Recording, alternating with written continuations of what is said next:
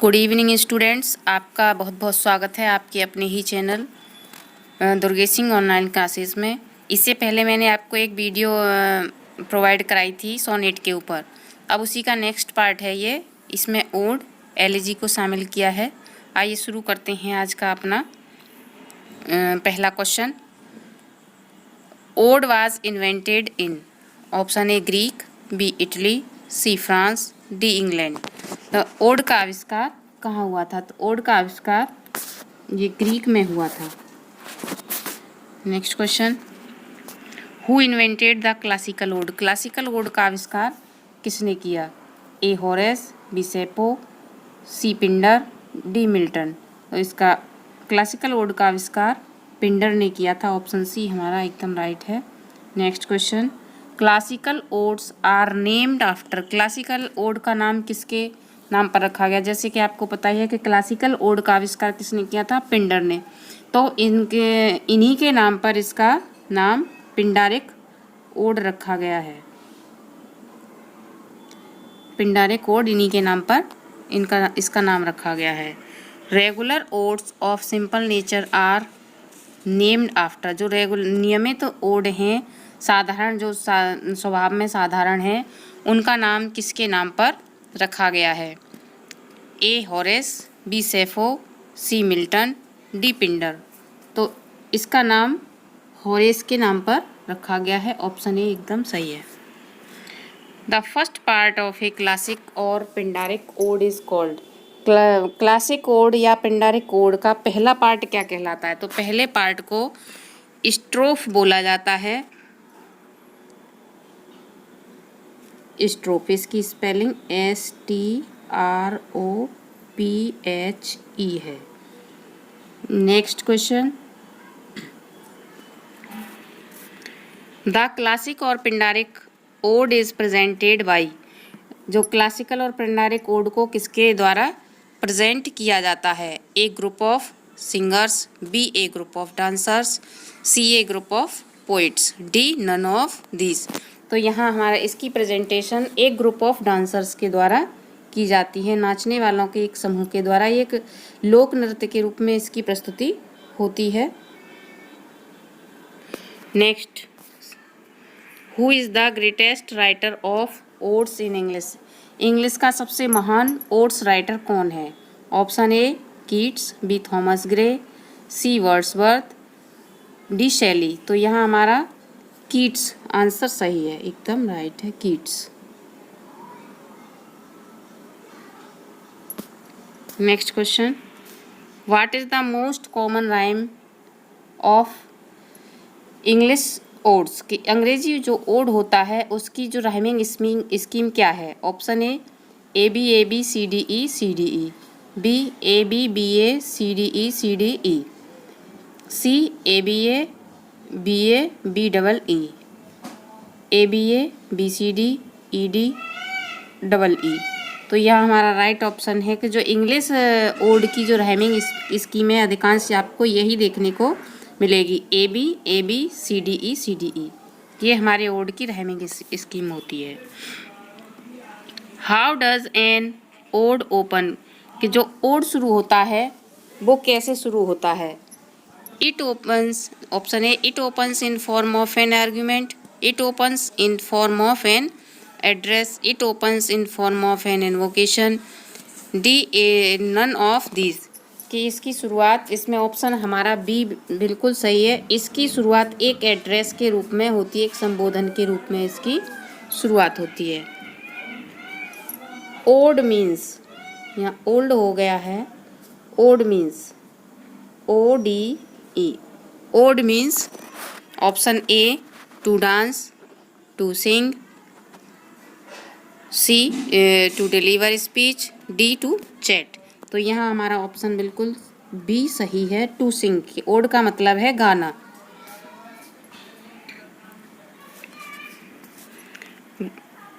What is the meaning of Anno Domini और AD?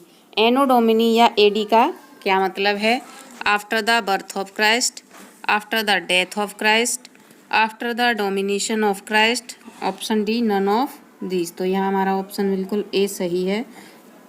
After the birth of Christ. Next question, Pindar का समय है, Pindar कब थे? 400 BC, B 400 AD, C 500 BC, D 300 BC। इसमें हमारा राइट ऑप्शन सी है कि पिंडर का समय 500 BC का है। Next question, who is the most elegiac poet in English, कि अंग्रेजी में सबसे एलिजियाक पोइट कौन है? Option A Gray, B Milton, C Matthew Arnold, D Shelley. यहाँ राइट ऑप्शन है हमारा कि Matthew Arnold most elegiac poet माने जाते हैं। What is the origin of term of elegy, कि एलिजी शब्द का जो मूल शब्द क्या है, कि जो शब्द हमारा मूल रूप से एलिजी क्या था? Option A elegia, B elegia, C ELIGEIA, D ELEZEIA। तो यहाँ हमारा ऑप्शन ए एकदम करेक्ट है कि एलिजी शब्द है ELEGEIA, ये है इसका मूल रूप। Next, the term elegia is derived from, जो एलिजी टर्म है कहाँ से लिया गया है? तो एलिजी टर्म जो शब्द है, A Latin, B Greek, C French, D German. तो एलिजी टर्म है ये ग्रीक से लिया गया है। Next question, the elegy originally referred to any verse. Option A that is written in elegiac couplet, that is written in rhyming couplet, that is written in elegiac octave, D that is written in elegiac sestet. तो इसका option ए बिल्कुल सही है कि elegy की जो originally verse है that is written in elegiac couplet, ये एलिजियाक कपलेट में लिखी जाती है। Elegy is originally composed, elegy को ओरिजिनली वास्तविक रूप में कब कंपोज किया जाता है? ऑन द टीम और event related to death, B on the theme और event related to love, on the theme और event related to war, on the time और event related to love, death और war. तो इसका right option हमारा D है। यहाँ team हो गया है, यहाँ टाइम होना चाहिए था, टाइम, ये तीनों का टाइम, TIME टाइम, तो ये भी टाइम। तो यहाँ ये किस समय पे इसको कंपोज किया जाता है? किसी की मृत्यु, प्यार में धोखा मिलने पर, अथवा युद्ध के समय हुई दुर्घटना, किसी यानी दुख भरे समय पर इसको कंपोज किया जाता है। तो यहाँ हमारा ऑप्शन डी एकदम करेक्ट है।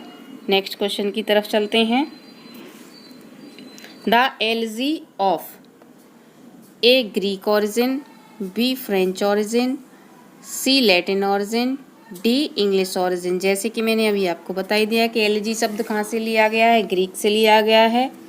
तो ये ग्रीक भाषा के एलिजिया शब्द से लिया गया है। तो हमारे यहाँ राइट ऑप्शन ग्रीक ओरिजिन हो जाता है।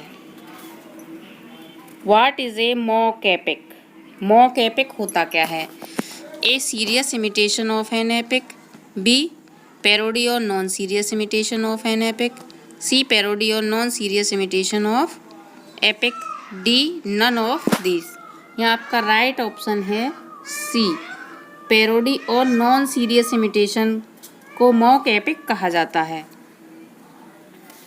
Next, what is the style of an epic, एक एपिक का स्टाइल क्या होता है? An epic should have a ordinary style, an epic should have a grand style, an epic should have a mock heroic style, D none of this. तो जो epic की style है वो ग्रैंड होती है। तो इसकी ऑप्शन हमारा बी राइट है, an epic should have a grand style. Next question, what is the quality of a mock heroic epic. तो मॉक हीरोइक एपिक की स्टाइल क्या होती है? Option A the greatest present as little, बड़े को जितना छोटे में प्रेजेंट किया जाता है, द छोटे को बड़े में प्रेजेंट किया जाता है। See the greatest presented as little and little as great, के बड़े को छोटे में और छोटे को बड़े में। Option D none of these, तो यहाँ हमारा राइट ऑप्शन है सी कि मॉक हीरोइक एपिक का स्टाइल है कि बड़े से बड़े को छोटे से छोटे में और छोटे से छोटे को बड़े से बड़े में प्रेजेंट किया जाता है।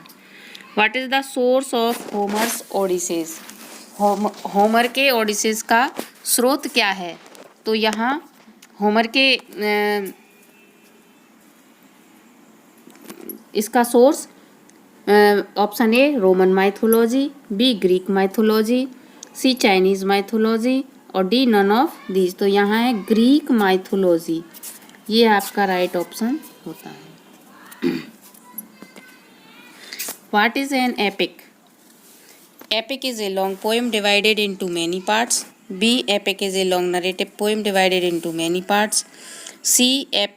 Epic is a long argumentative poem divided into many parts. D. Epic is a narrative poem. तो यहाँ हमारा राइट ऑप्शन है ऑप्शन बी कि एपिक एक बड़ी पोएम होती है जो कई भागों में डिवाइड होती है।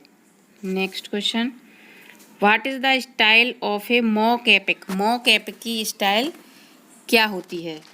A mock epic should have an ordinary style, a mock epic should have a grand style, C a mock epic should have a mock heroic style, D none of this. यहाँ हमारा right option है C, a mock epic should have a mock heroic style.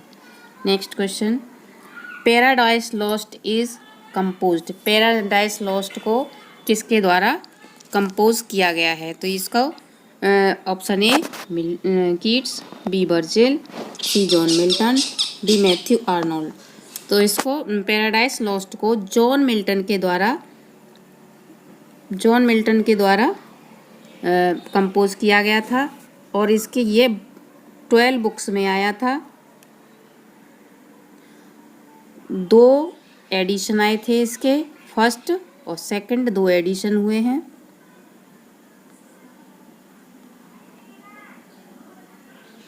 पहला आया था 1667 और दूसरा आया है 1674 में। और इसी के साथ हमारा ये वीडियो समाप्त होता है। मिलते हैं अगले वीडियो में।